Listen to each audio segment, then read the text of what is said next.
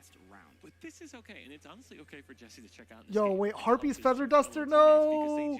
No, that's wrong. Not against 5-6 back row. He has to chain, yeah, he has to chain to Trudea. And completely dominate it. it's really more on what your teammates are doing. Chin Primera, oh no, that's rough. Now with the Centurion start has Oh no, that's honestly rough. looking like he's got a very, very easy time with But do you see the Harpy's Feather Duster that is resolving for 5? I mean, obviously the Centurion back row cards can chain, and which was what we're seeing here, to special summon themselves. Those last 3 are probably not. Those last 4 are probably How not. many times have we seen like the Heavy Storm, the Duster this weekend? Quite a bit, and that is rough. I mean, they are one-ofs, but you got to draw cards in your deck sometimes. If you Chimera and Trudea now coming out alongside the field spell, all 3 there goes starting pieces of there was Imperm, there was something else. To follow up on with the Centurion, but right, the field spell doesn't actually to have everything else taken away by that Harpy's Okay, so Feather he can Duster. make it the Crimson Dragon, right? Oh no, Cosmic! I mean, that is No, that's rough. Game losing potentially. I don't think you could really. I mean, Duster plus Cosmic against Centurion, you are cutting them off of everything. Let's see what we can do here. Ryan actually, I believe, has just taken down Quantal in. Oh boy, this is rough. So much pressure. 4 more Ray cards here in hand. and Emery has to hold on to have a chance. We cannot afford to lose any games. There's on the side of Pirelli, Team there's Sniper. Pirelli. No. We're seeing my friend Pearly getting activated. Quite interesting. I mean, we've talked about Pearly before. We No, did this see it I think this is yesterday, and over. it I did- think this is over for. I think it won a No, this game, is over lost for a game, Josh. but No. with Pearly, you can do so much from nothing and get so much advantage. The Noir with 8 material, 10 material, it gets you. It's so strong. It's very difficult Duster to deal into with that from Cosmic. a That more was so simplified rough. game state. Yeah, Emery's face there is like, yep. And there's the Pirelli Street. Okay, yep. No, this is rough. And getting their first W on the board. So Ray from this position knows if he There's Happy wins Memory. this, he will be a world champion for Master Duel. And we have everything we want, right? We have the My Friend Pearly, we have If the he has Stray, the we are discarding for that. I'm not actually sure what if trap he has is discarded there. the Maybe one he the summoning the Pearly. Let's see Hungry where this Memory. goes. Emre put Snipe Hunters He wins, on right? his back on day 1. He was so good for them, winning 12 of his individual duels. He was so good yesterday, but can he replicate that today and keep There's his Pirelli. team in the grand finals? Interesting play here. So Yep, we are there's going Happy. to Pearly to add Pearly to our hand, so we must not have another spell in the hand to special summon the Pearly. It's not Hungry And what Memory, I it's like Delicious about Memory. this I'm stupid. situation is But yeah, that if even he has can't Delicious quite Memory, he wins win, this. Although we are going for Happiness here. Happiness is one of the cards that can let Pearly like actually, find Okay, game. let's see. Top 3. But Pearly, if we can't secure the win, Emery will get potentially a turn or two. Veiler, okay. Effect Veiler on the Pearly is crazy strong right here. Okay, that's good. I think that means he survives. He survives this. Oh my god. So he hits into Trudea. Okay, so we are going or the straight field. to battle phase. Maybe not the board that Ray was looking to assemble. Now we will potentially be able to go for a Zeus here with 5 million material, which could be pretty good. But even Zeus by itself isn't Probably grabbing necessarily enough Delicious, to, like, right? win Yeah, the game Delicious to outright. increase the We're adding attack. the Pearly Delicious Memory to hand, which is great because now we have another way to summon another Pearly. Remember that Pearly, of course, is not this a lethal? once per turn effect. So And still 12, in the battle phase, we will be 23. doing that. Great choice. That is going to trigger the Happiness effect as well. I think it's to over. I bounce. think it's over. I think this is an looking pretty OTK. good for Ray. It's not looking perfect. I think this really still is anyone's game. Like I said, Pearly doesn't necessarily win super fast, but let's see what happens. No, it's over. It's over. It's Chimera over. here, 21. Going to be sent to the graveyard or not? He has Triggering the he has 2 more happiness. attacks because of the Happy Memory. Adding a Happy Memory. Is this enough damage? I'm trying to count here. We Oh, have- actually, Primera's still there. Well, yeah, it's protected. I mean, this is like the combo that you want with the Happiness. You target it, you attack it a bunch of times. Yeah. Do we have enough? No. I'm trying to do the math. It's over. think No, it's over. Let's Rip. see here. It's We're over. At 3,200 attack. The Primera's at 400. We can hit it again. If this is Pirelli game, then won. that means Team 7 will be your world champions for the 2024 Yeah, Master Duel 28. category, No, but he let's gets one see. more attack.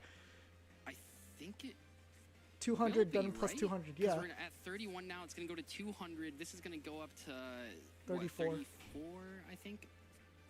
I think 100 this is just over game. lethal. Dang. Let's see. I don't want to get ahead of myself here.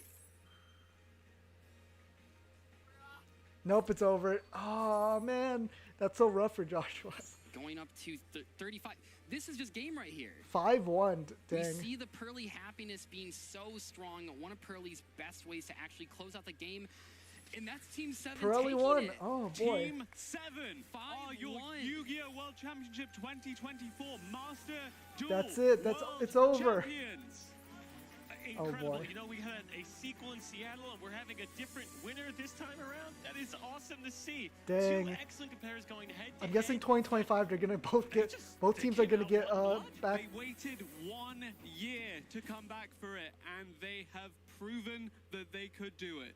This was what it was all about. You know, we saw all three of these players talking online about what was going into this final match. This was a huge deal, running it back, getting a second opportunity to face the exact same team in the finals. And both of these competitors did so well throughout the weekend, some of the best players in all of Yu-Gi-Oh!, not just Master Duel. And it was excellent to see this final rematch. Maybe we'll see it again next year as well. But for right now, let's take a look at Team 7. Here they go, showing some good sportsmanship here. All these people are friends. You know, the Yu-Gi-Oh! Community is so great. It's not always about just beating the opponent. It's about the camaraderie. Look at that. 6 of the best players in the world here, you have to imagine, and also 6 of the most prominent figures within the community as well. Absolutely. Their accomplishments insurmountable. So even though you take second place here, that is a heck of an accomplishment. Jesse Cotton, Ray Dai, Ryan Yu are now world champions for the 3v3 Master Duel. This is an incredible moment for North America, and what a match we just saw. 5-1, played that so well. This is what it's all about. This is the type of story that you love to see in any game, but especially Yu-Gi-Oh! You can't help but get a little emotional for them because this is something, you had a grueling day yesterday, 5 rounds, 10 plus hours, and to come back today with a W feels good. And we can confirm that the winning team, Team 7, their decks will be available to use in the duel trial starting from September 13th in Yu-Gi-Oh! Master Duel. We actually get to use their deck in duel trials? That's actually cool. Potential coaching help from them? If you ask nicely. I might have to ask nicely. And what do you think is going through their heads right now? What a moment. It has all been leading up to this. I mean, I know that we've watched this tournament, and of course it was 5 rounds and then 2 rounds today, but it's not just about this one weekend. It's about qualifying. It's about the prep. It's about the deck decisions. Like we've said multiple times this weekend, the 3v3 Master Duel tournament is so unique compared to any other format in Yu-Gi-Oh! Even the 3v3 TCG, where you can use whatever cards you want, this 6-deck format, the shared card pool, it all takes so much thought power to actually go into actually trying to try to win. What an next up is Additionally, card on game, that teammate original topic, TCG, OCG. you know, they came so close last year, but to stick together throughout this one, to trust in each other, to get over the line this time, and to take the finals in such a convincing and dominant fashion. I think it's one of those things too, it doesn't just start here. It starts when you pick your teammates, you pick your deck, you start training. This isn't just a weekend like you were saying. This is months in advance. You got to qualify. It's a year of excitement building up and culminating to this one point, so I'm very happy for everyone. And very hard fought. Again, both of these teams heading into the finals were only second in their groups. They did not have the best showing on day 1, but they certainly showed up on day 2. They did such a good job of making it through the semi-finals, and they put on such a good series of duels here. Let's hear some more from your world champions, Team 7, here on stage. Thank you very much, casters. I'm live on the player stage with Team 7, your Yu-Gi-Oh! Master Duel World Champions. For the second year ever, the Master Duel has been present at WCS. You pick up the Is win, every which world's was just a going to be rematch. So both teams just swapping places every time? Against last year's champions, as this was the sequel in Seattle. What was the difference this year? I feel like we definitely wanted it a lot more this time. Still feeling the emotions, but we put in a lot of work, a lot of late nights, and I want to thank Ryan for bringing me back. 今回が2回目の、マスターデュエルの世界大会となっており、去年のリベンジを果たしたというところとなっておりますが、今回、その気持ちについてお聞かせくださいということで、彼としては、去年より今年の方がやはり next up is the TCG World Finals, but dang, that finals also got anticlimactic. 3-0 for just complete sweep on the first round. Second round was a little more interesting. Jesse will not bring you super up great. next for the question. Thank you so much. Still got Ray. 2-1. Jesse, man. if you can walk over here. What a year that you've had. And I want to start off with that. The UDS ring. Do you have it on you? Are you wearing it? The UDS Undisputed Champion. It is very heavy, so I don't really wear it, but I do have it in my pocket here. I'll slip it on. As well as winning a YCS. There we go. You got the ring. I just want to give you an opportunity to reflect on your year individually and then what this means to win this World Championship and end your year like this with the team. Getting second last year, while we obviously were super proud of it, it was also like anything in all of our careers, where people who, when we get knocked down, get back up and fight harder. So this last year was fighting super hard to get there. I mean, I've won 2 YCSs on top of that as well. Like, it was nonstop. We got to practice and make sure we can get back there. Yeah, okay, this is probably some of the best Yu-Gi-Oh players ever, though. Oh, man. I mean, even though that finals was kind of anticlimactic, it's still pretty good matches, you know. It is insane that they brought Pirelli, they brought Tier to the Flu. Flu was also brought, like, a lot of rogue decks actually were brought. So much, Obviously, there were still now it's time to Snake bring up Eyes the team and captain, Yubel. Ryan, holding the But still. trophy. Well deserved, well earned. And I want to start off by going back 1 year. Last year in the finals, you weren't able to pick up a win for the team, but this year as team captain, you qualify in, you get the band back together. And I just want to ask, if you could get a time machine, go back 1 year to talk to yourself after that finals, what would you say to yourself to give encouragement for this year? I would say, like any good team, I was lucky to have Jesse and Ray to help work through the loss. I remember Jesse specifically told me that you have to get back up, and then we started practicing. Like, as soon as we got home from Worlds last August, we decided, even before they announced that there would be duelist cups to qualify for Worlds to make the system a bit like more forgiving, we decided like we're gonna practice year round to win the WCQ. So we were testing like hours every day leading up to October, I know December. Jesse was actually going pretty insane with really testing. glad that we decided to try again. Not sure about Ryan and Ray, but they We must are have, too. because that was pretty insane. I know, actually no, Ryan definitely, because he kept winning duelist cups. He just, even after he qualified through one of them, he just kept winning them. 去年の自分に去年の自分に伝えたいことなど、去年の自分と比べて自分はどうかっていうところはいかがでしょうかという質問でございました。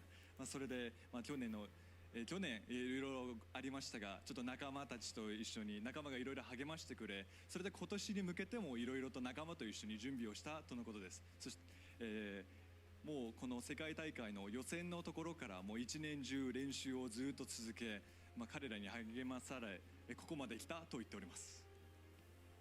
And final question, Ryan, as team captain, what message would you like to give to all the fans out there that were cheering you and the team on along your journey to this World Championship? Man, I really should have voted. Just, thank you Even to if I everyone, voted for especially my Snipe Hunters, I'm friends, pretty sure you do get mom, stuff. yeah. I completely forgot that there was really even a grateful vote for thing for the WCS. やはり、チームキャプテンとして優勝おめでとうございます。そして、皆さんに応援してくれているみんなに何か言いたいことはありますかというところで、やはり仲間だったり応援してくれている人みんなありがとうございます。そして自分のお母さんありがとうと言っております。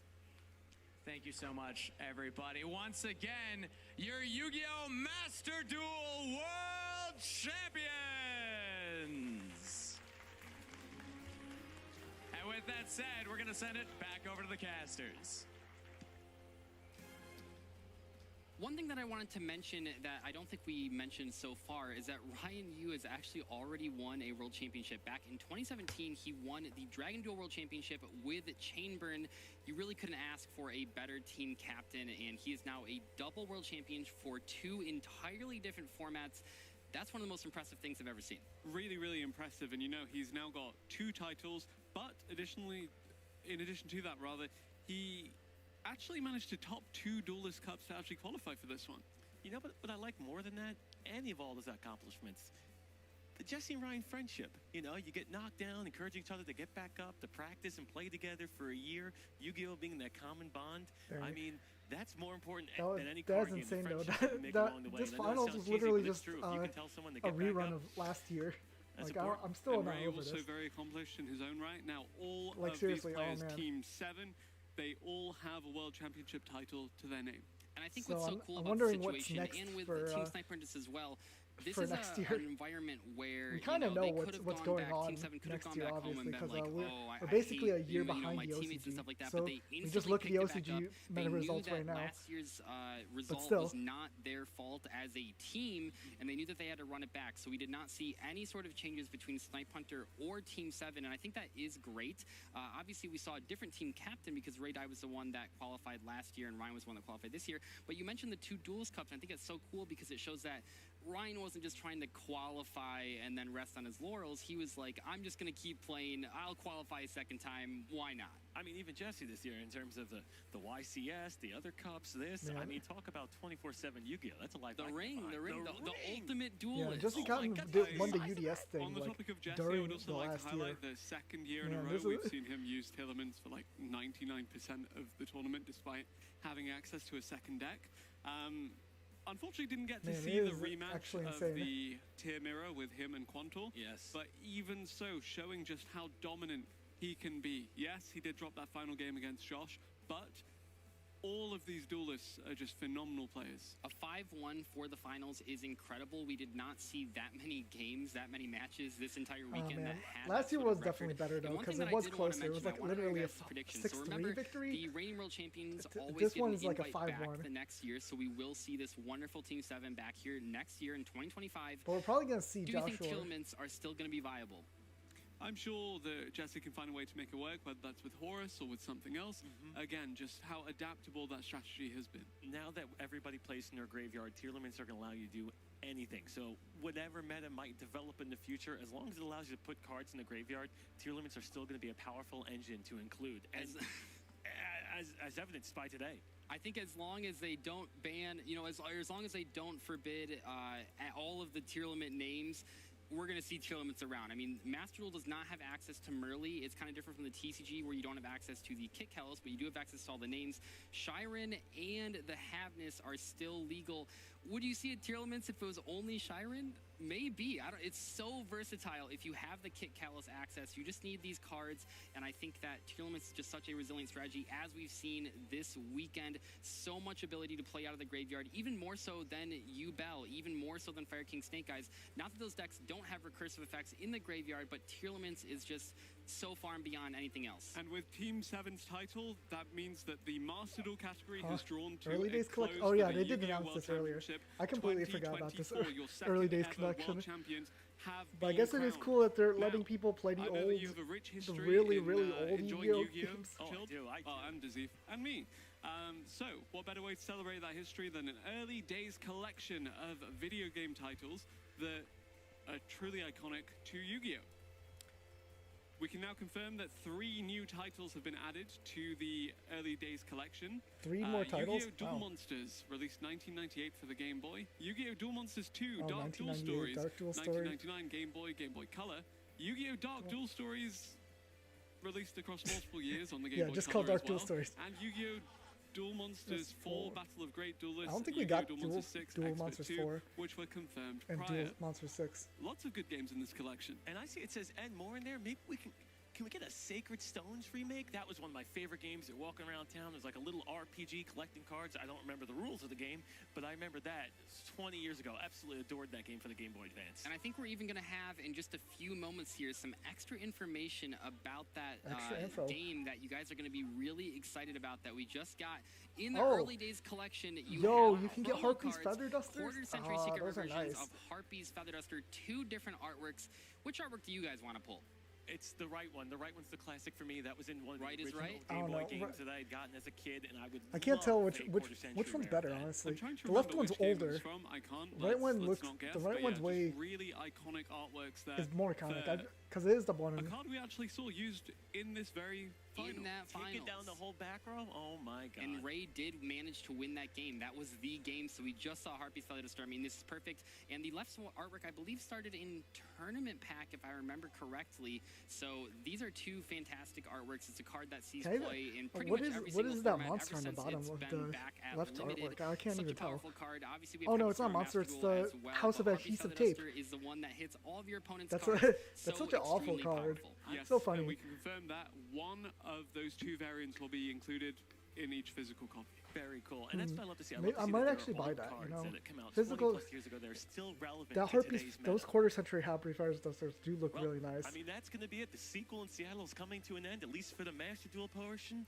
Next year, we know one team is definitely going to be back. Will we see Absolutely. Snipe Hunters back? Will we see another best of 3? I What do think you we can see a lot of the same teams. 3 of the 4 teams that made the semifinals were back here from last year. Well, and with that, we do bring the Master Duel Okay, category to a close. and next but is gonna there's still be- TCG next action will be coming your TCG, way yep. here at the Yu-Gi-Oh! World Championship 2024. Woo! Goodbye. Okay, if they're taking a break, I need to go to the bathroom.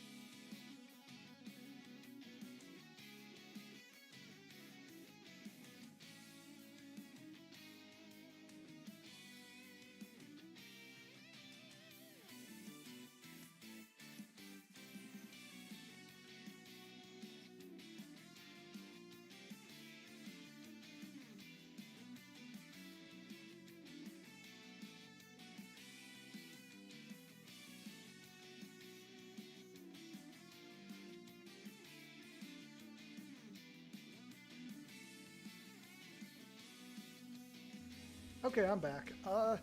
So yeah, they're still not starting yet, but they are going to be starting soon for TCG/RCG World Finals. Pretty cool, I guess. I don't know. This format's not super great. It is honest. Yeah, like the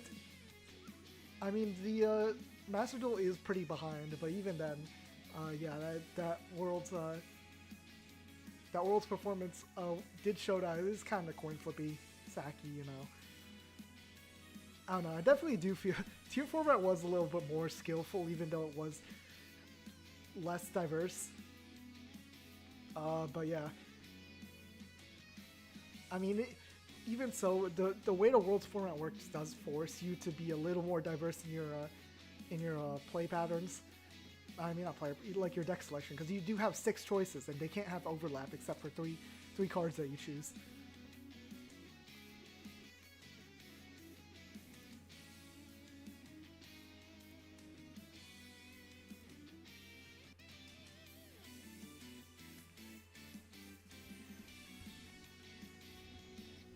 But yeah, upcoming, we'll see what comes up next.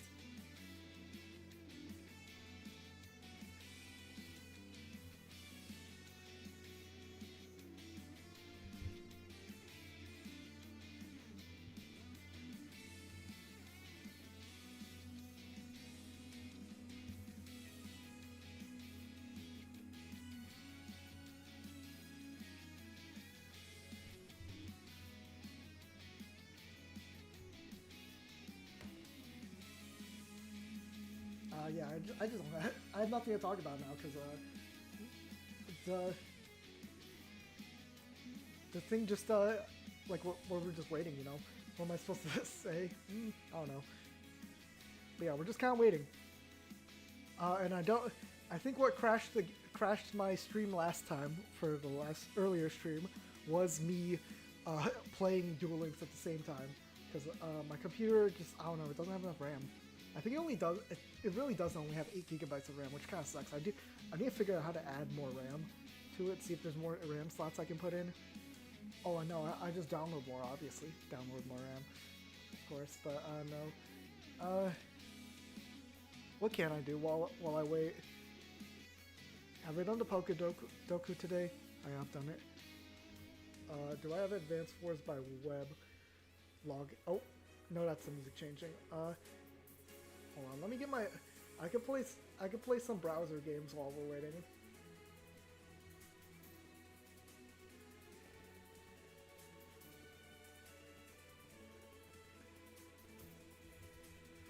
Here's one that I really like. Advance Wars by Web is a way to play Advance Wars, if you know what that is, with other people, like online. It's kind of like a chess way of doing it.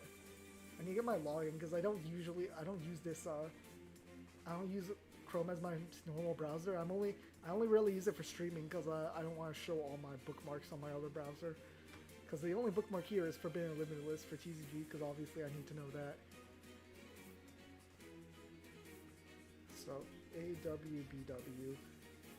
Let me get the login information for that from my other password manager.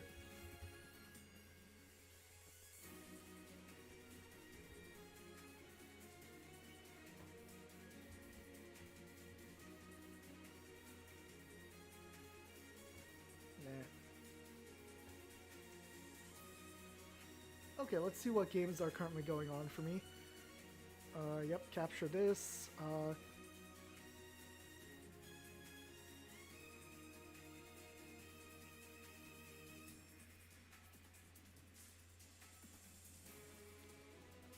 Put this one over here to capture this later. Finish capturing this. Finish capturing this. Start capturing this. Finish capturing this. Kind of messed up there. Yeah, that's fine. Let's see this side now.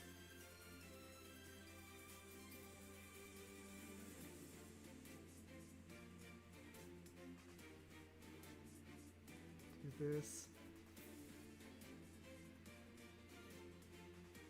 This. Finish capturing this. Go down here. Now building. What should I be building?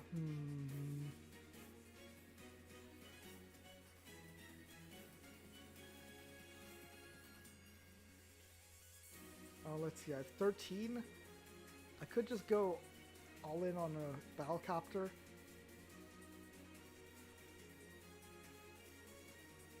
Trying to think, what's the Battlecopter, or I could just do one tank plus a bunch of infantry.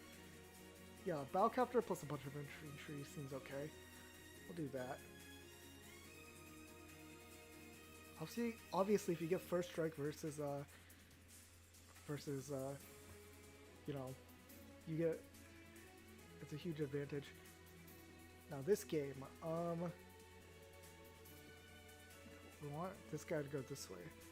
I'll have this guy take that. This capture. Can't move that guy. And pretty easy infantry.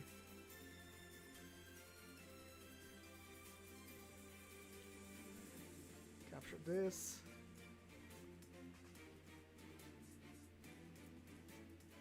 Capture this. Go this way. This way. This. Okay, that's all my games. I guess I could do a Wordle? I don't know. Daily crossword? Let's just do a Wordle, I don't know. Still gotta wait for them. I know how to play Wordle. Let's go with Beard. That has a pretty good amount of common letters. The A is correct, the R and D are correct, but in the different places. So maybe drain. So DRA. DRA. DRA. Okay, and it ends with N. Drawn? Drazen? Drawn. Okay, easy. Wow. Wow, I'm amazing. I'm gonna, hold on. I'm gonna log in so I can save this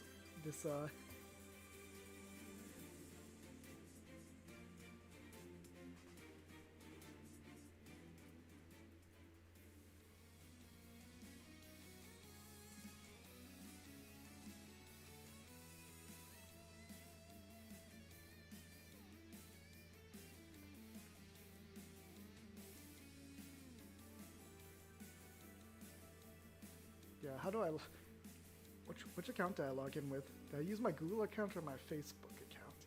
That's the real question.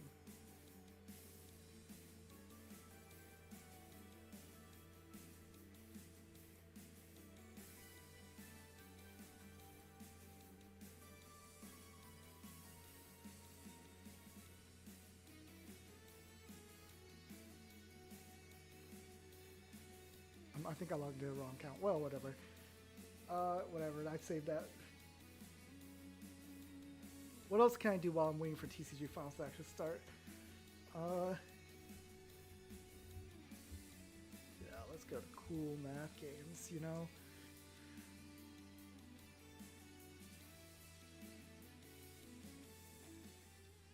Hello, everybody, and welcome back to Yu-Gi-Oh! There's World Billy Bake. Championship 2024. Billy Bake and Jerome. It has been such an incredible day all day.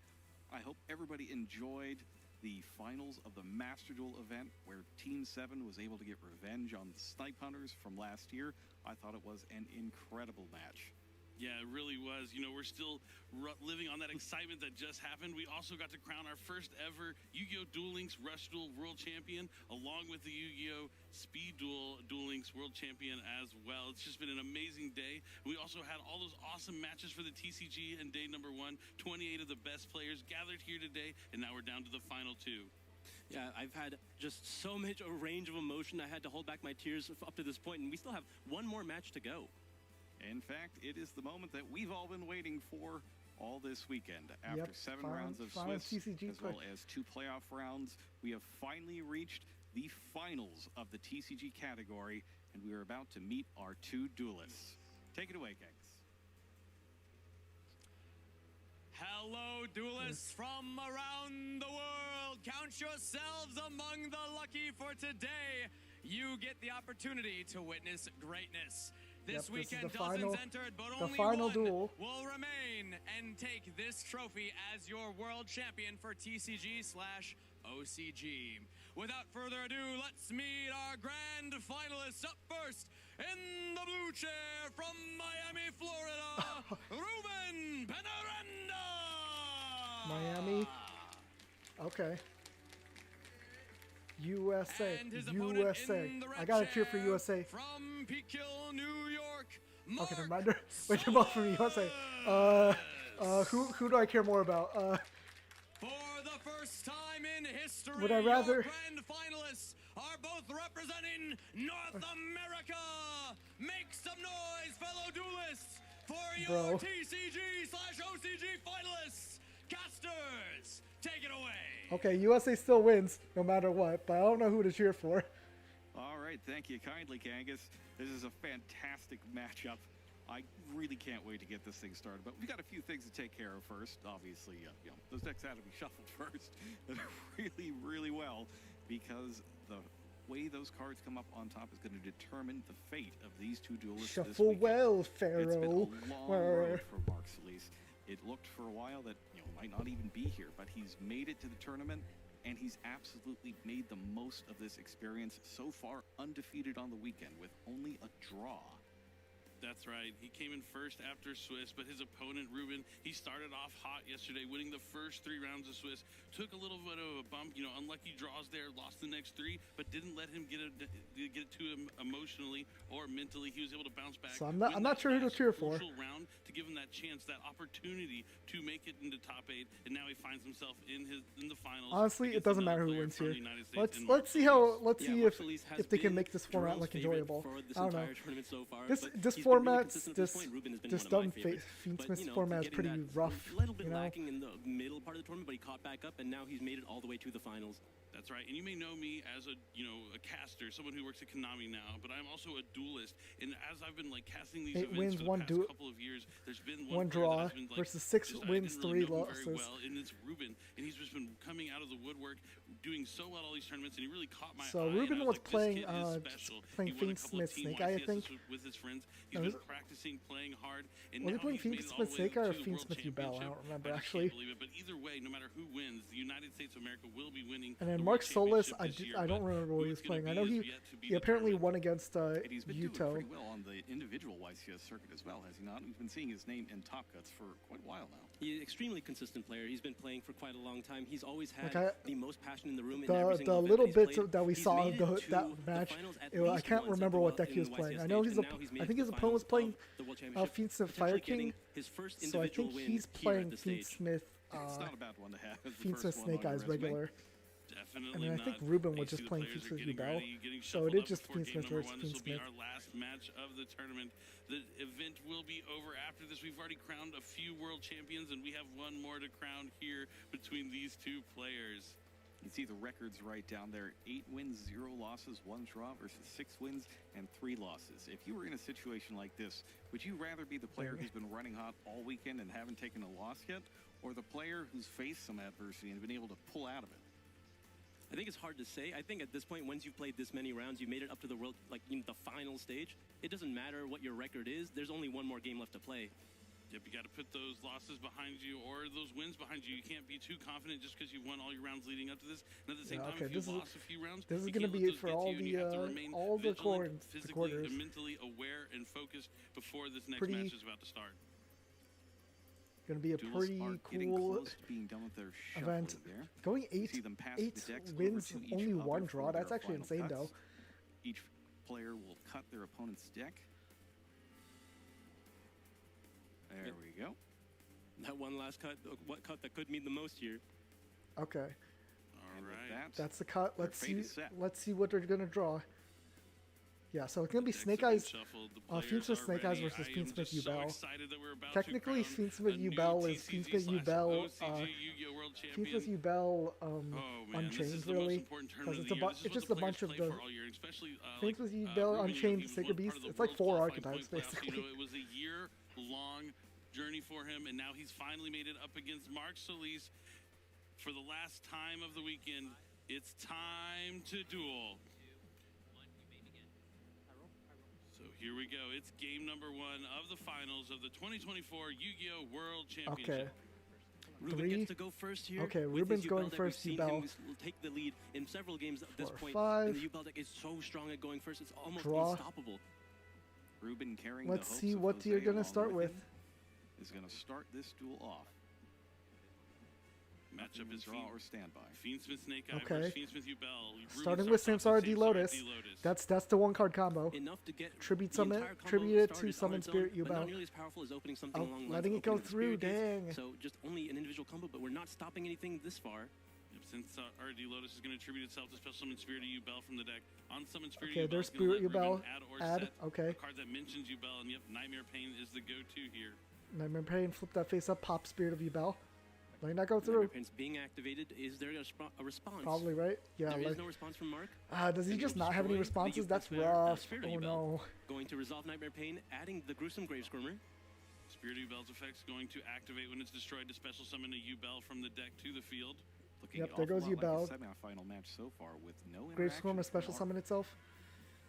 See No what interaction Ruben's is rough next against move is Yubel. going You to can't. be. It looks like It's he is trying going to reveal that trying to gruesome Grave Squirmer chew to try through and all special those summon it. interruptions.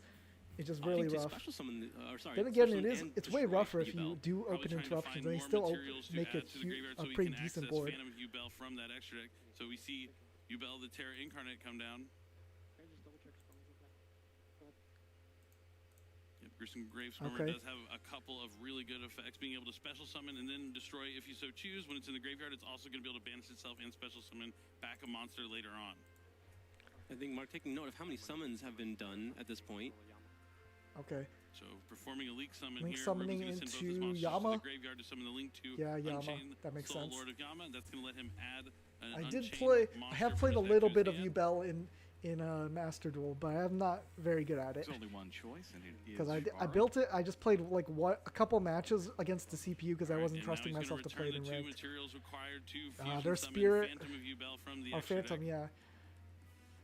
Phantom is just so Yubel's going to stupid. protect him from monster Just the effects free as it can spot change the summon. Why is monster it not effect to limited at all? force, to become just to destroy Yubel from the deck. Okay, Now, as I said, Gruesome Grave Squirmer is going to banish itself from the Summon graveyard to special Spirit of summon back Yubel. Spirit of Yubel. Okay. This is a great start here for Ruben.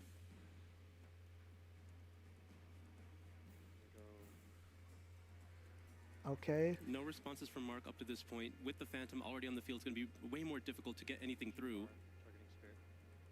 All right, the Shivara is Letting going to this go destroy through. Spirit of Yubel. While the Shivara unsummon destroy effect Spirit. once Spirit per is turn, not once per the turn. effect when it is destroyed to special summon Yubel from the deck is not. So he's gonna summon from the another graveyard. Yubel. But seeing as he's just put some Yubel monsters back to the deck, might as well get him from there. There's also There it no is. once per turn on summoning the Phantom of Yubel, so the more monsters you get, the more Phantoms you can summon. All right, taking a moment to consider his next move carefully. Ruben's done this combo Okay. several times up to this point. So Okay, just has to Link summon go through again. the motions to try to consider what could happen What's from he gonna Mark's make? side. Oh, The Link Unchained summon here, gonna Soul. send both his monsters to the graveyard to summon Unchained Soul of Rage. Okay. Since Shivara was sent to the graveyard, Shivara it's is gonna let gonna him set an an Unchained trap spell card from his deck. or trap, yeah. Which he's Gonna just go set. for Abominable Chamber Abominable. of the Unchained. Chamber, I think that's not the pop one. I think that's a special summon. Okay. What's he looking at his grave for? He still hasn't done any of his Fiendsmith stuff yet. Looks like Is he Ruben just is powerful? shuffling his deck thoroughly now, indicating that he's done with it for the turn. Is he A little just bit of a ending it? surprise. He's not going for the Fiendsmith stuff. Interesting. He's pretty well insulated right now. Has the Yama in the graveyard. Has Unchained Soul Okay. of Rage. That's not too bad. Phantom Yubel protecting him. Honestly, has that's not access too to the bad. With Fiendsmith 6 cards cards in yet, hand, so that I'm doesn't surprised seem he's- unbreakable.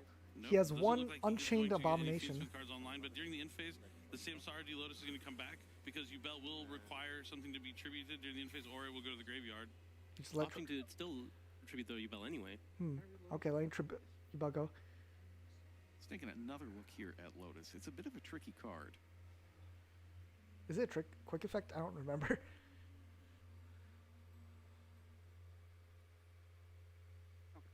Yeah, very rare to see Okay. this part of Letting, Lotus's like- effect be activated. So, what's he going to start with? Yeah, Drawing so for strong turn. Start, but missing that other half of the deck here for Ruben, so it's not going What's to he have gonna start something with? like He has- DDD, High Wave, he has King Caesar on the three- field. 3 monsters, 3 spells. We'll see how Mark's going I think to I saw a pilot bonfire there.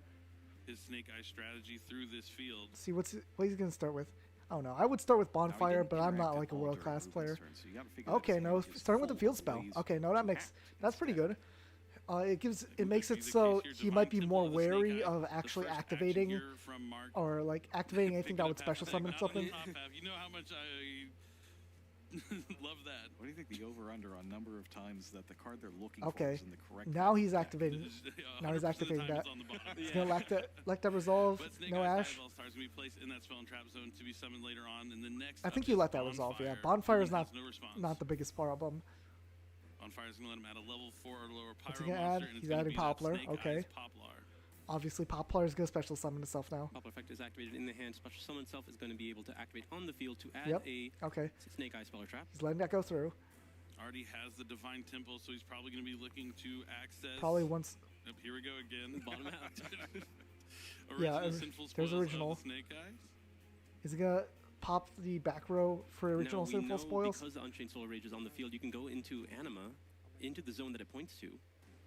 Will be a good way to force Yep, out okay. the Unchained Soul Anima Rage forced it potentially, out. But he could also hold off on it since he does have Abominable. But having the Soul Rage in the Spell and Trap card zone would Bonfire be Colossus? Also, ignore that Bonfire Colossus. It's actually supposed to be Bonfire. Okay. So Soul of Rage, yep, going to use right away here on Anima. Okay. One note, Poplar wasn't activated either. That's something key to note. Holding Oh, off yeah. on the Poplar effect. He was waiting for the pop. Going to SP. SP is gonna trigger. So Chainlink 1, Divine Temple to try and summon the Snake Eye Diabell Star. Chainlink 2, Ruben's SP Knight is going to banish the Snake Eyes Diabell Star from the spell Yep. and trap zone. Yep, that's how that resolves. Ruben Turn taking player gets advantage it. of how turn player priority works here to get the banish off in the way that he wants. He still has plays. Yeah, Snake. There's a normal There's Snake there's Eye Oak. Oak's bring back Poplar. Special summon back that Poplar from the graveyard. Letting that go But through. Phantom View Bell might have something to say about it. No, or he's SP got Knight's SP going to like that. take Okay. that Snake Eye Oak off the field temporarily until the end phase, but that means it's going to be harder for Mark to access something like Snake There's Eye's Poplar. Flamebreath Dragon from the deck without using He could his original make. Sinful Spoils. But even still, if he original Sinful Spoils, he still has. it's gonna be harder to He get still a has couple the monsters original, on the right? field, since he's already used Snake Eye's Poplar's effect from the hand. So Ruben's still got that Phantom View Bell on the field, and we also saw that he's There's got original. quite a large Popping number of the cards in field hand. spell. Makes sense. Ashing We've been that. holding Ooh, that's the rough. Ash Blossom for the original Sinful Spoil. Holding Ash That's Blossom. a huge Ash Blossom and Joy Spring here from Ruben. I Hmm. guess that makes a lot of sense if he doesn't have the Fiendsmith I think cards. he still has probably 3 more cards points left of in interaction hand. from That's his still hand rough. there to help with don't the think he field can- that he was able to create in turn number 1. Looks like it's just Setting gonna be a set set from Mark. pass. That's not good. Wow. So Ruben able to stop Mark from going any further here in his turn.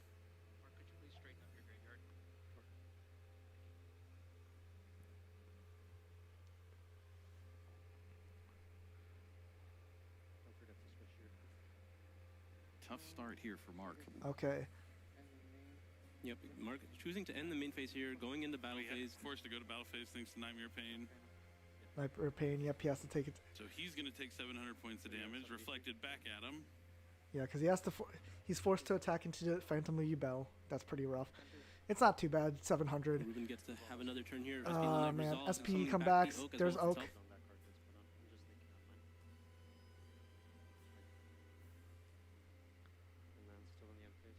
No, there's no way to stop. Yep, bringing back the Unchained monsters. Yep, there's For Yama. the Yama that had not been used yet, getting back the Sharvara. Okay. Things are this is looking rough. really good here for Ruben in game number 1. Yeah, I don't think Mark's gonna be able to beat this.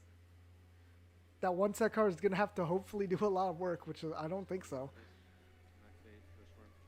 Wow, and he has the Bestial Druisworm on top of it. Druis Worm? Oh no, that's They're getting even better. no, that's Ruben awful. opting to go for That's more awful, of a half man. field just to really Oof. conserve his resources for the following turn because he needs to just do just enough to stop his opponent. And he had confidence with the cards in his hand that he had enough already. He could now. He can just go into like full Fiendsmith combo if he wants to. Ash Blossom proving critical there, holding it back until the very last moment to make sure that Mark couldn't get things going. Moved into the main phase. Okay, what's he gonna do next? Okay, Link Summon using those two. First action here from Ruben is a Link Summon for Nightmare For Phoenix. Nightmare and Phoenix that's to gonna be pop the Skull Link back with row. SP Knight. Ooh. He'll be able to He's discard gonna a card, draw. destroy a spell and trap card, and then draw a card. Discards the bigger Yubel. That's great to put in the graveyard because you can use it as a material if something happens to that Phantom of Yubel. It looks like it was just a bluff bonfire, but this Phoenix gets a lot of value of the draw, the effect banishing the Poplar because of the, or not banishing, but sending it to the graveyard because of Druid Swarm. Okay. Yeah, no, I don't think he can win from this position. I think it's just a wash. Can he just go bow Confidently in phase? the driver's seat right Well, now he actually doesn't have lethal, Ruben. Doesn't want to but make he any needs to silly be able mistakes to. at this point in the duel. He does need to be able to do the math to get lethal. Returns the materials. Either he wants to protect himself more, or it's just you giving another monster on the field to use as a material to continue to link climb. He does have to watch out for maybe a pair of cards, even though Mark only has a pair of cards in hand that could disrupt him. Yeah, could really only be afraid of effect failures paired with something along the lines of Nibiru the Primal Being. If there was an infinite permanence, it would have been set to the field already. Okay. Exactly. So those Phantom How Yubels much- are really putting in a lot of how work much attack here, is that? But he is going to send one to So, the graveyard. okay, popping to one. special summon Shavara from the hand. Shavara's 2K. I think Yama's also 2K, 19, 16. Plus Phantom Evil. Phantom Evil versus Oak is straight up. Another 900. and he did 700 Since Nightmare earlier. Plane reflects the damage back at So Mark. 900. I think that's lethal. 900 and then just hit over. It's gonna be 700. another 700 points of damage. Then 19 plus 20 plus 20. Which is Not going to be quite 59. enough here. Because 19, 2000, and another 2000? Oh, actually, it's right It's off 59. actually. All right, and Ruben Nope, takes that's it. game Okay, never number mind. 1 over Mark, and now just one game away from becoming the Yu-Gi-Oh! TCG/OCG World Champion. But you don't see a smile on his face. Still stoic, still focused. Knows that the job is not done just yet. Yeah, It's gonna be watching Ruben, it feels depending like on the he's so side locked decks. in and forces me to just lock I into feel the like game maybe with should him. people be And I running wanna more take a note board that breakers in Yubel this has format? been known to be this I don't know. explosive It is kind strategy, of right? rough. When it gets to go I've first, been it noticing really that makes the hand big traps score don't that it really do can. enough And I feel like in that's this not what format Ruben unless they're comes here to unless do it's like today. At shifter least or not in something. game one. He dedicated most of his deck to be able to break Oh, boards and and be these- able to play and going these second. decks So can't he use, is a little bit lacking in what he wants to do going first. Can't use but he's able to do shifter just that enough well and because really they both conserve his they resources both and need play to do really close to his play chest through the and just graveyard. really controlled state of the game, and he didn't really commit any of his resources to any of those plays, and he was able to play under most of the possible responses that Mark could have had. For example, a card that I haven't So seen. I'm this wondering weekend how they're that gonna made me side feel deck. was Rudris, which is one of those things pretty that sure- you associate with kind of the high roll full combo board they have. I haven't seen it. Mark's at all probably once just gonna this try to weekend. find Whether the turn that's one just going not playing first at all cards that or he just really needs to like deciding clinch the that victory. Going with that more measured approach is better. Like how it's Phoenix and turned Snake out, Eye and can't really it's can worked play very through well hand so traps far. though. I Yeah, feel like definitely hand the traps mid-range kind hand of traps are strategy not here the from Ruben, not the but pick. At the same time, Mark hasn't But lost it seems around like yet. that's He what had- people did been have playing one draw, in their side but decks. I'm sure he may have dropped a couple of game ones throughout the tournament, but now he's diving into his side deck. This is where things can change up. He knows he's going to go first, so that's already, going to feel a little more comfortable, but Yubel is one of those decks that you might be able to target down from your side deck. Going into the World Championship, these were the top 2 decks that players were looking at to be the top contenders after seeing that combined Forbidden and Limited list from the OCG and TCG. And so they're definitely prepared for these matchups here in the finals. I second what he's saying. If I try and focus on it, you can definitely hear them. I can't really make out what they're saying. They are talking to each other though. Or I can turn up their volume a little bit. So I'll certainly just have to not talk Mark's really first loudly matchup into the against microphone Yubel. in order Probably to not even the first one that he to didn't speak get to go over. first in. Yeah, there is going to be that big disparity, at least in game one, but post side, you have a lot more options available too, especially when you know you're going second in a matchup like that. He just has to be able to win going first in the game that he can control. Yeah, I'm also going to just request that maybe our commentary audio be turned off in the studio, because I think the value of the players having integrity is more important than the audience being able to hear our conversation here right now.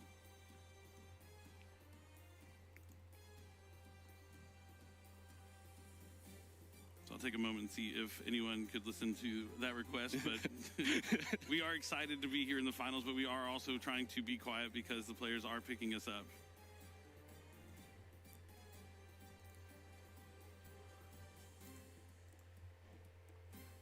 Wonder what they're gonna be siding though, because Post side is really where the match actually starts.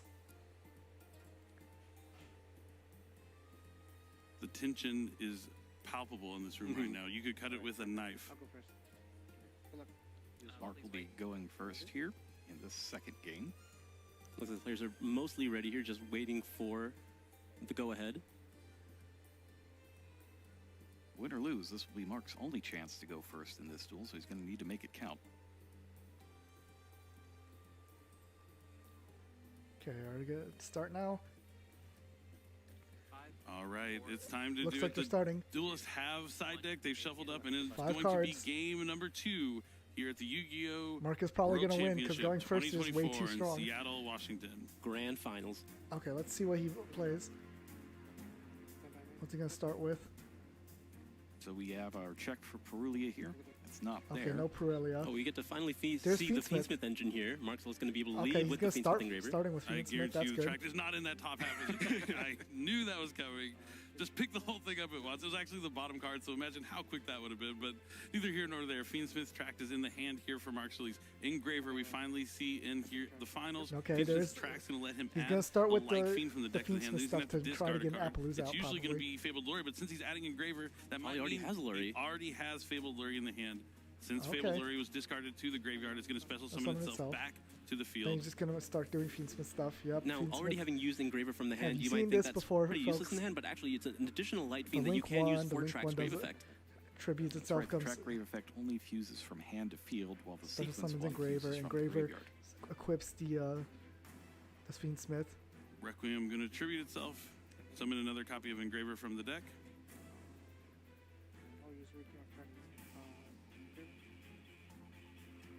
The Requiem equips itself now.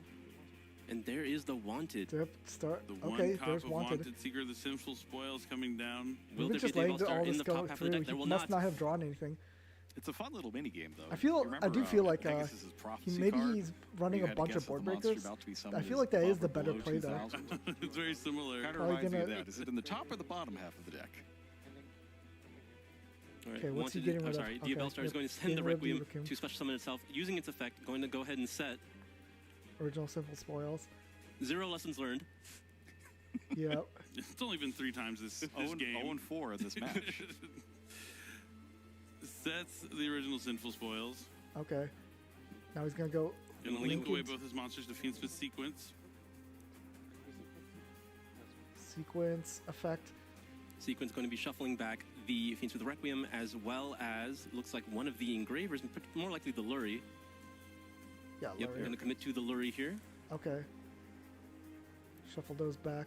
To fusion summon the Fiendsmith Lacrima. Yep, Lacrima got banned. Just because of. Engraver's going to hit the field off of Lacrima's effect. All right, and now Ruben is been- picking up his cards, and he's got Nibiru, the primal being, and it's going to hit the earth. Dang. Yep, with all There those goes monsters Nib. on the field, there was a chance he could go directly could just into go into Appaloosa, Bow of the Appaloosa. Goddess. Ruben, And knowing now- that is an option, drops Nibiru, the primal being here. Still has one. Mark he not still has necessarily happy with this, original but Simple at Spoils. least he hasn't used his original Sinful Spoil yet. He still has the effect of Lacrima to hit for Dang, 1200. Nibiru is really Puts strong back though. one of those engravers. 68 cheerful. I wonder if this is actually going to do anything Mark though. no longer has to worry about the we have Nibiru seen now that a it's lot of already people resolved. just He can play use the effective through engraver in his graveyard. Nibiru this entire. Oh, but there is a this Druisworm entire- as well. Druisworm. This could be Okay, no, huge. that's actually is huge. Bestial Druisworm Plus going Druisworm, to that's actually banish the really engraver tough. that's trying to come back from the graveyard. Despite their limited status, the Bestials here have been huge all throughout the weekend, both in the TCG and in Master Duel. Bestials are just way too strong because When there's only one of them, you can really feel their impact. they're DD Krill plus a free Sure summon, can, especially man. if it's a Magna button. Suddenly there's 2 of them. The Okay. impact of Nibiru, the Still has impact a lot of of Bestials, plays. huge here in the finals. A tribute summon Tribute for the Fiendsmith summon. engraver that he Huh. added off the Fiendsmith's track. He Okay. needs a face-up card, so he's going to be able to use the effective sequence now and then send it with the Okay. original Sinful Spoils. And now he can Will there get be a response Snake from Eye Ruben? Ash. Doesn't seem like it. Okay, the chances are pretty high he finds one in the top half this time, but no. I regret to inform you, Yeah. he's heading to the bottom half of the Again, deck. there's Snash. For the one of Snash is Snake going to Eye search Poplar. Ash. Snake Eye Ash effect is Actually, going to no. let him add that Snake Eyes Yep, Poplar to he the hasn't hand. used Poplar Special yet. summon itself I to the forgot field. that was last game or not. But Papa yep, going to there's be able Sna- to add likely the Divine Temple of the Snake Eye. He picked up the whole deck this time. I want to point that out. There's Divine Temple. Now that it was right on top, perfect timing. Divine Temple of Snake Eyes is now in the hand for Mark Solis. Okay, what's he gonna do here?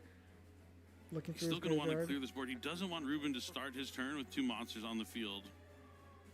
Okay, he's gonna put the big guy on. Forced to use the Bellstar is now in the spell and trap zone. Unfortunately, both effects of Sequence and Requiem have been used, so Engraver will not likely have anything to equip to itself to use its effect. So now we're going to be using Ash with the Dia Bellstar. Oh no, he's gonna make a flam. He's gonna summon Seems like Flamberge. he's eyeing Snake Eyes Oak. Oh no, Oak. Oak hits the field, targeting the Ash to special summon it back from the graveyard. So now Mark's only tools to really remove Ruben's field efficiently, it will likely be that SP Little Knight, and because of that, he's going to be likely prioritizing the Druid Worm. Those two. So he also has a Flamberge Dragon. He could potentially push back that Druid Worm. But then he wouldn't be able to set up Flamberge. anything for himself. That goes up. So Poplar adds that it's a back. tough call. Still has 2 cards in his hand. He can definitely still He'd have extend 2 past cards this, I'm pretty sure. Going to Ruben, drawing up to 4. Yeah, it feels like he's got to have something on this end board, but we'll see what it is. Yeah, I mean, we know talk What's about he how thinking strong about? these cards in hand can be. All it takes is 1 card to do the full combo, so you need multiple points of interaction here to make sure that Ruben's plays are stymied enough. Let's Stymied, see. good word. Ruben was going to I took have the 4 SAT. cards in hand, plus 2 monsters on the field if he doesn't clear them. Can he use Looks like the Flamberge to is going to push the Druid Worm back into the putting spell and Druid trap Worm back? zone. Okay, that Just makes sense. Right back in there. I like these cards where the cards move back and forth between the rows. Yes, the motion. Centurion, Valence, the Snake Eye cards. The motion Okay, feels what's he really gonna put? nice. It does. Like when you're playing it, it just Okay, feels good to Hida. push your cards forward so that they can attack. It looks like he's going to Now make we're going to see a the link summon here for Hida. There are no make fire the, monsters in Ruben's graveyard, Promethean but Princess just probably. trying to get that Flamberge into the graveyard so we can bring back a couple of level 1s. It's going to be Snake Eye Oak and Snake Eyes Poplar. he's going to make Promethean Princess. Still having to deal with the Nibiru at this point, but you do have the freedom to use SP Little Knight. But using it now means you don't have it for IP Masquerade later to get the additional value from the banish on your opponent's turn. You still have its on-field effect, of course, but just just really minimizing the amount of full responses that you could have. What's he going to make here? He could. I feel like Promethean Princess, right? I'm not sure what.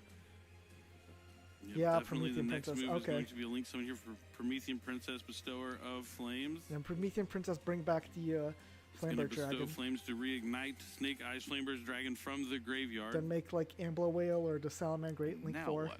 Currently locked under fire monsters.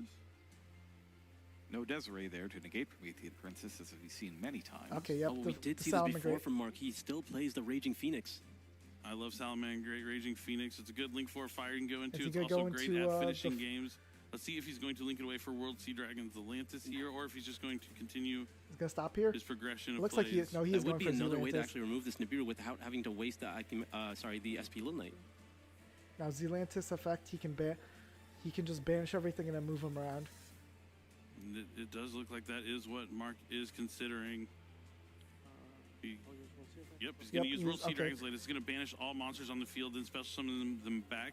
Mark gets to choose if they go face up, face down, all their positions. But since that Nibiru is special summoned, Ruben special summoned a monster which will activate the effect of Promethean Princess to destroy the Snake Eyes Flamberge Dragon and the Nibiru, the primal being. Is he going to... Now he can he use the go Raging into Phoenix to Ambler put Wheel another now? monster on the Right? field. Looks like he is going to do just that. Since a Okay, fire no, monster there's was fire. destroyed, the Salaman Great Raging Phoenix special summons back from the graveyard and gains the attack of the monster destroyed. But chances are it'll be used as a link material here, and that is the case because he wants to get that princess back into the graveyard. Mark really burning through the fire monsters in his extract, but he had a plethora of them. Now he's going to Dragon. use Snake Eyes Diabell Star to place Flamberge Dragon from the graveyard in the spell and trap zone and special summon itself out to the main monster zone. And he still has the 2 non-link monsters And there goes needed to IP. summon IP Masquerade. Okay.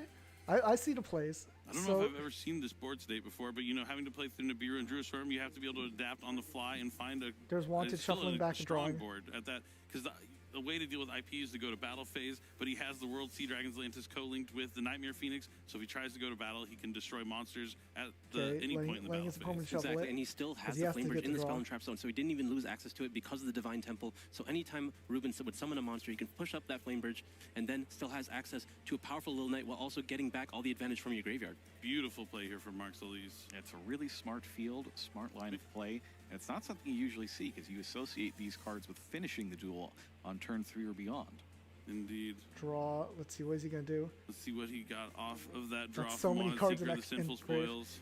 Passing? Okay. There's going to be a pass back here. So he has IP into SP. All right, Ruben he has draws the 4 cards field in hand spell that can versus summon the back Atlantis, Flamberge. Nightmare Phoenix, IP Masquerena, the Divine Oh, Temple, man, that's a Snake lot. Eye, and a It's not like quite that much, Spellguard version of but Snake Eye's Flamberge versus Dragon. three And he cards in starts off hand. with Fiendsmith and Graver.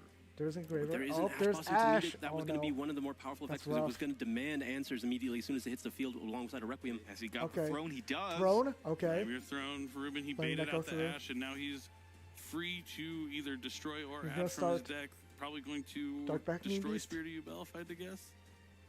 But I've been wrong before, but Nope, nope, he this start time I'm right. It destroying is Spirit of Yubel. Yubel being destroyed, so he's going to Activating try its and effect. special summon a Yubel Special from summon the deck. Yubel. Then probably at that The point faster that he'll he put up the activate Phantom Yubel, the the faster that he temple. can answer the special IP summon. Masquerena. All right, since the monster was summoned, Divine Okay. Temple Snake Eye is going to allow Mark Yep, Solis to there's Flamberge push Dragon. forward that Snake Eyes Flamberge Dragon into the main monster zone. All right, Shuffle so those now back going for- into the Phantom of Yubel, which will Phantom. likely force the princess in the graveyard. Oh, doesn't seem to. Samsara D Normal Lotus. summon Samsara Okay. D Lotus. You can tribute that off the field, special summon Okay, a letting that go Yubel through. monster from the deck. Gonna summon another Phantom. Or Spirit of Yubel. Trying to find that other copy of Spirit of Yubel. There Found it it. is. Now he's going to Now use he's the using the effect, effect to- set Nightmare Pain from the deck. Nightmare Pain. Flip that face down. Okay, Nightmare Pain effect. Flip it face up. Then let it destroy something. Nightmare Pain is activated, going to be able to use its effect here. Pop It looks the like Mark has Yubel. no responses. He needs to force out the Phantom of Yubel at some point if he wants to get the value out of his IP Masquerena. He's gonna have to, I think, Promethean Princess right now or something. Let him special summon Yubel. What's his other Yubel target gonna be? This is a very tense duel. So much on the line. There's another Yubel. I have to like remind myself to breathe every few seconds while I'm watching this. Okay. Letting that go Yeah, so through. Not, it feels not like we're using so Promethean. invested. We're just kind of watching. We forget to talk about it a little bit. Is Mark he Solis letting it go taking a through? moment to figure He's out if thinking this is about where it. he wants to try and use his Flamberge Dragon effect or the There is IP no real Masquerena. timer on the wish I on could hear their finals, so he internal can monologues he right can now. kind of think about it for a little bit. It is IP that is going to IP. start. Yeah, just like the anime, kind of. Exactly. That's like a key part of the anime is those internal Okay, monologues. Phantom Yubel But effect. Phantom Yubel is going to chain link 2 to IP Masquerena to change the effect to destroy Yubel from the deck. That's rough. That gets rid of 2 disruptions. He still has Flamberge. Still has a Looks like he's thinking about destroying Spirit of Yubel but again. Promethean Princess Engrave to use if he needs to. Yep, that's gonna Yep, be another Spirit of Phantom- Yubel destroyed. Spirit of Let's see Yubel, if he has special another summon monster to Yubel, summon off yep. of it. Doesn't look like it. Nope. He ran out So of he'll target. reveal Dang. Gruesome Gravescorn to spell summon that from the hand. And Link those destroys 2 off? Yubel. And now he's going to No. use Yubel's effect. Yubel summoning out the big. Special summoning the Terra Terra Incarnate. Incarnate. Thing. No one Now, I runs haven't Ultimate seen an Nightmare Ultimate though. Nightmare the entire weekend, but this could be a. If you can take this Terra Incarnate off the field and have it summon nothing in return, that could be huge. Well, I think that's why he's been holding Nightmare Throne's effect, right? Right. That's right, he hasn't used it yet. Okay. He's been saving it for this princess that he knows is lurking in Mark's graveyard. Yeah, he's trying his best, but there's still plenty of interaction here from Mark's side of things. Zealantis is really troublesome Okay. just sitting there on the Making field. those 2 Yeah, you off. can't go straight into the battle phase now. What's he gonna start with? Not that the IP Masquerena is much more of a threat. Okay, Yama. Not going for the Mean Smith line. Yep, he might be considering Princess here. Yama on summon will activate the effect to add an Unchained monster. Letting that Gonna go be that through, grabbing Shavara. the Shavara. Shavara, pop, and special summon. Farah ends up in Ruben's hand here. Just the sole Lord Yama so far. Is he He gonna make has him the another ability to Phantom use the Yubel? Gruesome Swarmer. Yep. But before that, Phantom Yubel. another Phantom Yubel. Yeah, Not once per turn summon. You So would think stupid. that he wanted to maybe get that Princess effect out before another Phantom touchdown. The effect of Phantom is once per turn, right? To negate? Or to switch the effect? No, I don't think it was it. It might be, yeah, it might actually be. You can summon multiple return, but the effect is only once per turn. That's right, because you have to use infinite permanents when they have two. So he'll be okay. He's just going to use it as a material. Okay. Yeah, you're good. Grave It Swarmer, banishes summon out Gruesome Spirit. Grave Squirmer to special summon back Spirit of Yubel. Shavara is going to go pop after that Spirit of Yubel. Okay. Spirit of Yubel effect. Nightmare Throne's effect has not been used. Now it will be, so he's going to be able to set the trap from the deck and special summon a Yubel of a different level from Spirit of Yubel. One up or one down, and there's Terror it is going to be the Terror Incarnate yet again. The Terror Incarnate from the Nightmare Throne, and then from the Spirit of Yubel back to the Yubel that was shuffled into the deck earlier? Yep. From the graveyard. Okay. Luckily, Spirit of Yubel can summon from anywhere. Battle phase? No. Ruben finding a way here. Is he going to be able to make actually... Anguish. Anguish will let he him going OTK? use one of Mark's monsters as a material. Yeah, this is what I was talking about earlier. Ruben's deck plays a lot of these cards that are not typically in the extra deck, choosing to have more utility going second than utility going first. He can, would he Promethean Princess here? I think so, right? I don't know. You have to do something about this now Anguish. or never here. I feel like you have to I don't think Mark was Promethean prepared Princess. for this. He would never expect Anguish in the Yubel strategy. Like, you kind of have to Promethean Princess. There's nothing... Or else your monster gets sucked up and you get killed by Yubel hitting into your monsters. Yeah, he can suck up EIP, which would really be annoying. It's going to resolve. Flamebird is going to be able to add back or summon back multiple level ones from the graveyard, but Anguish is also going to be able to add back one of those fiends. And the Princess being co-linked with this Atlantis means now there are 3 monsters that are co-linked, so that'll be more cards that can destroy during the battle phase, potentially. Ruben's going to use Yama's effect to banish itself from the graveyard since the card was destroyed and summon back a fiend. Anguish put back one of those Phantom Yubels. Okay, Oaken Ash. Oaken Poplar come Oaken and from the Poplar. graveyard to the field thanks to Snake Eyes Flamebird's Dragon. Anguish comes back thanks to Yama. Expertly played here from Ruben. He's played into many Snake Eye fields up to this point. He knows what he's looking for. Adding back. Oak's going to add Snake Eye Ash from the hand. And wouldn't you know it, the original Sinful Spoils is on the bottom where he put it.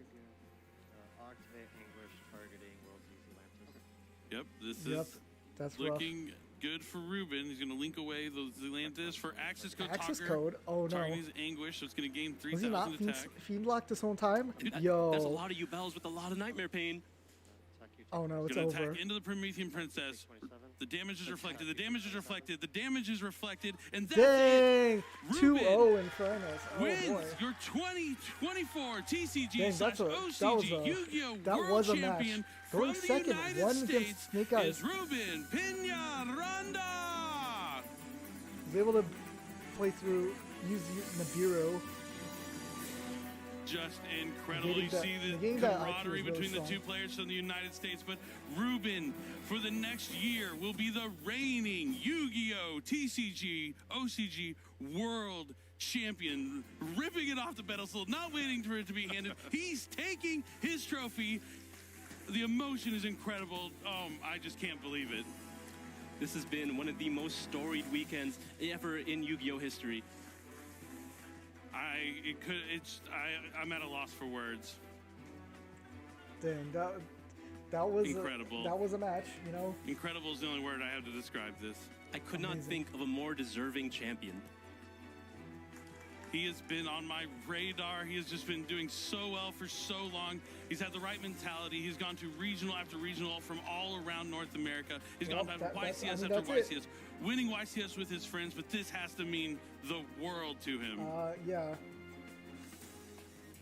So, Yubel won World. It's probably gonna Absolutely hopefully amazing. Just hopefully overall they hit it. It's it's like kind of like a cascade of emotions that hit you. It's not just because you won, because you're just so focused, always focusing on the next round. It's not over till it's over. The job isn't done until you finally finish the tournament, till you finally won, and then when you finally hit that moment, and it's just a waterfall of emotions. Just congratulations to Ruben Peñaranda. Per turn, but Phantom Gotta give him a sec to get all these emotions through, letting it settle in. Because it keeps just summoning itself from the extra deck. There he is representing the United States of America, and after so many years of the United States not being able to claim that World Championship trophy, we've now won 2 years in a row, back-to-back World Championships for the United States, and couldn't have happened to a more deserving player. Just absolutely incredible. We've seen him on feature match before against Jose a couple times, one of his friends. He's always playing his friends, and to walk away with the title,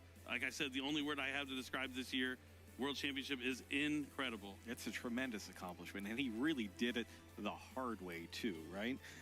He went through all those different events and made it to the points playoffs, and you've done the points grind to get those points to make it to the World Championship that way. Can you talk a little bit about that experience and like how difficult it really is? Oh, it is incredibly difficult. You can't take any weekends off. You have to go to regional after regional, travel all around America. You go to all the YCSs. You want to make sure you're doing your best. And not only are you traveling and playing every weekend, during the week you're having to prepare. You're trying to master each and every format as new cards come out. As Forbidden Limitless change, you have to adapt and find a new way to play. This isn't the same list that he did well with the points playoffs. Throughout the year when he's going to regionals, that's also changed. There's been so many different strategies that have come and gone, and now there's Fiend Smith, Ubel. I mean, this isn't even the same deck that he qualified with at the NAWCQ. He had to adapt in the months leading up from there till now.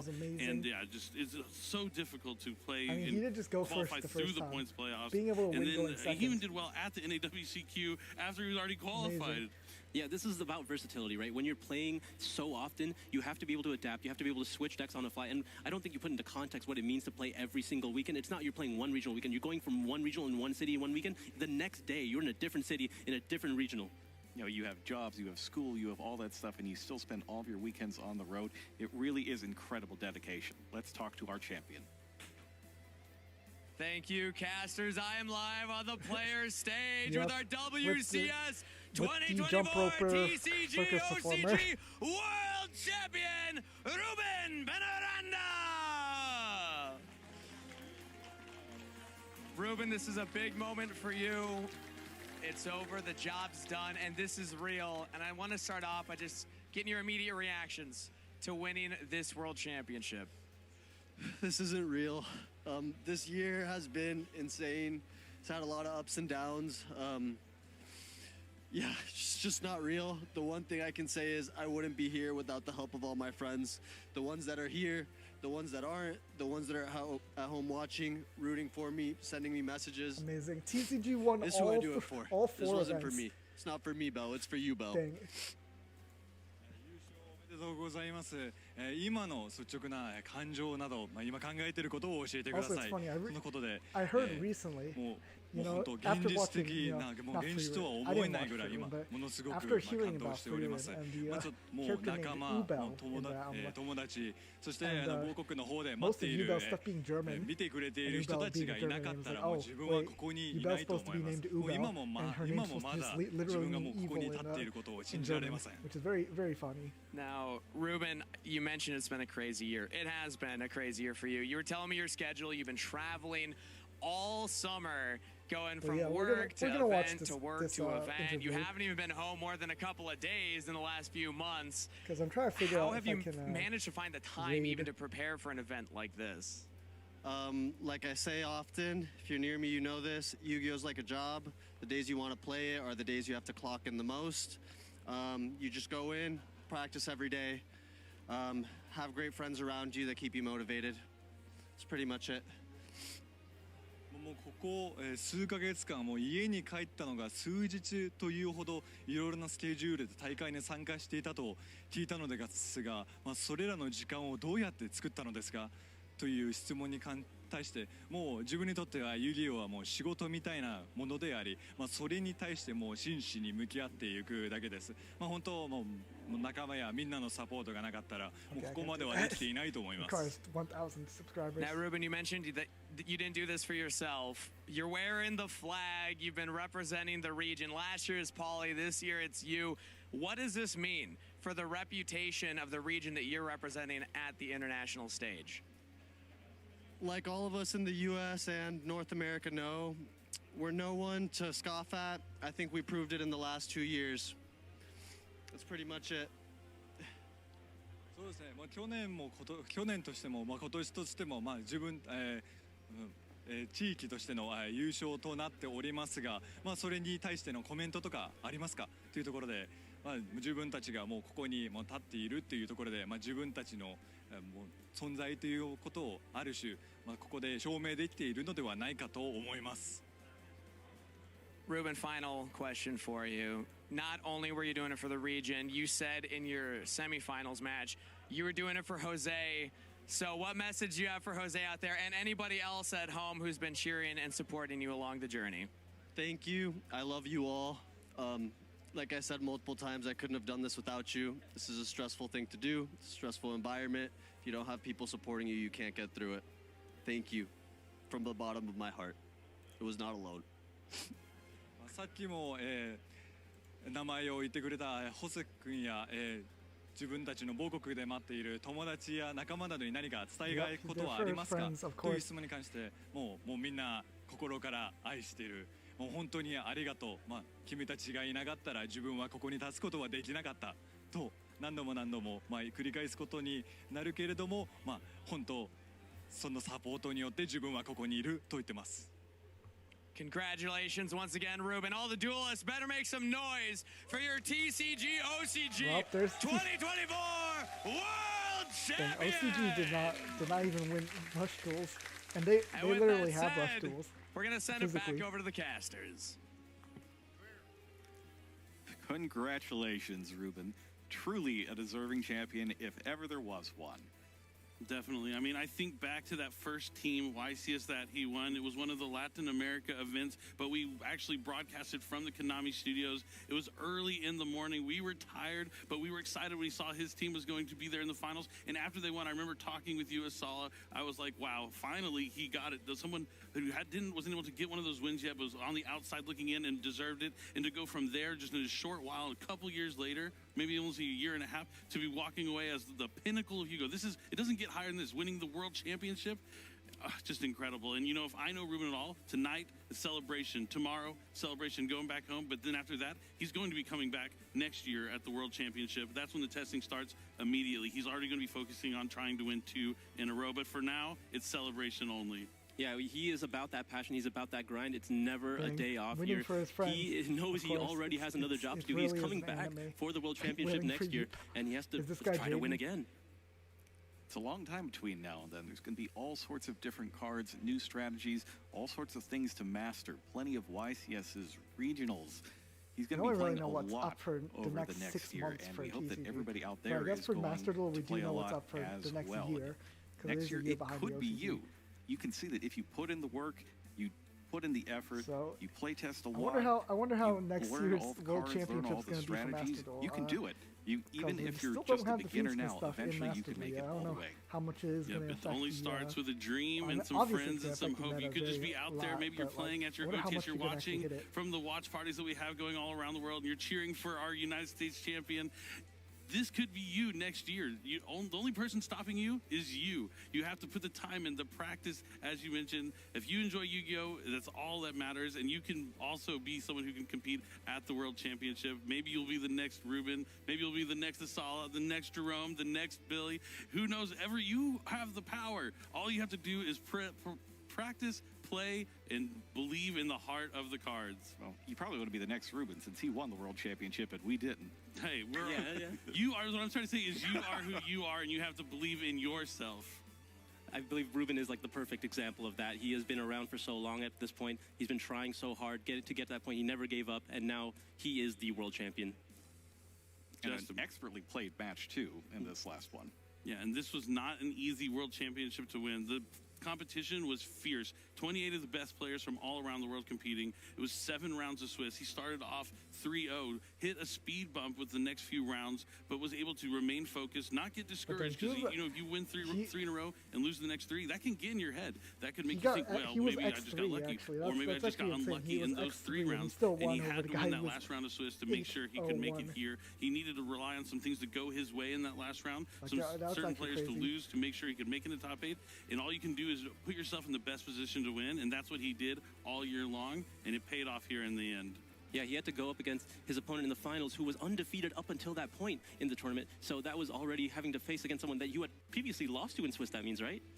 Mm-hmm. And Mark has a lot to be proud of this weekend as well. His performance was really incredible, just running through day 1 with no losses. And he was able to defeat Yugioh as well, a very tough player with that Fire King Snake Eye deck in the, Fiendsmith Fire King Snake Eye deck in the semifinals as well. Yeah, big shout outs to Yugioh. I was cheering for you, buddy, but I'm really excited for Ruben. But yeah, also we had 3 different decks in the top 4. Really cool to see. And if you told me when yubel came out many, many years ago that one day it would win a world championship, I don't know if I would have believed you, but here we are in 2024, and the Fiendsmith yubel is the winning deck at the world championship.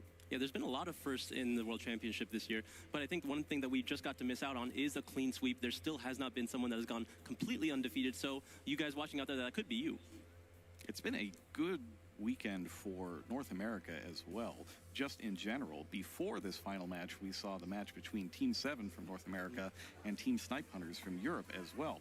And that was a very dominant performance by Team 7 against the team that defeated them in the finals last year. Yeah, that was epic to see a rematch of the finals from the previous year, but different result this time around. You knew that Team 7 was going to come back with a vengeance, and indeed they did. Ryan was not happy with the way his cards landed in his hand there in the finals last year, but this year he was dominant in the finals. He didn't drop a game, and it was just fantastic to watch Team 7 walk away. But big shout out to Team Snipe Hunters. I mean, to win last year, come back this year, and make it back to the finals, that's no fluke. It's just a bunch of commentary. Are we going to get the trilogy next year in Master Duel?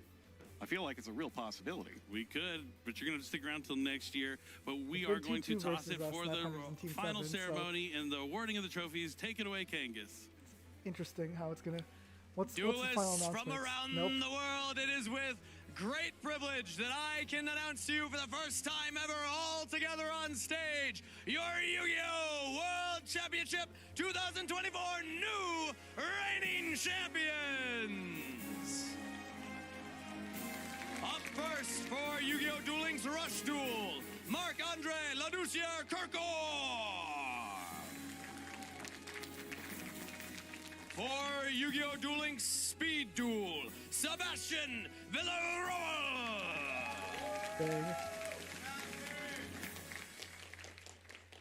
For Yu-Gi-Oh! Master Duel, representing Team 7, Jesse Cotton, Raymond Dye, and Team Captain Ryan Yu.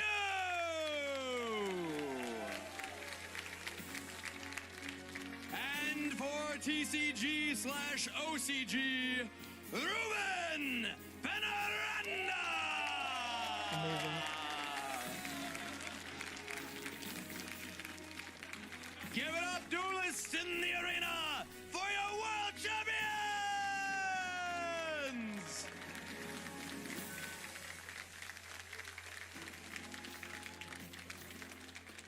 And next up, we would like to give a warm welcome to every single duelist that participated this weekend. Please take to the stage so we can give one final celebration together. To everybody around the world, wherever you are watching, however you are watching, these duelists on stage are the best of the best, representing their regions with pride. Give it up one more time, everybody, for all of your world's competitors!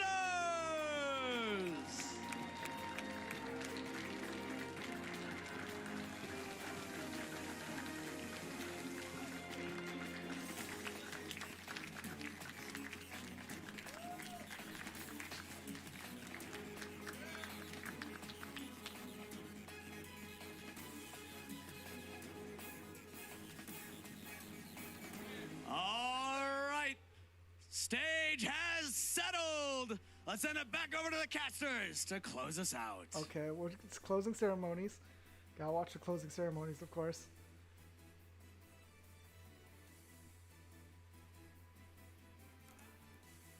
right. Thank you, Kangas.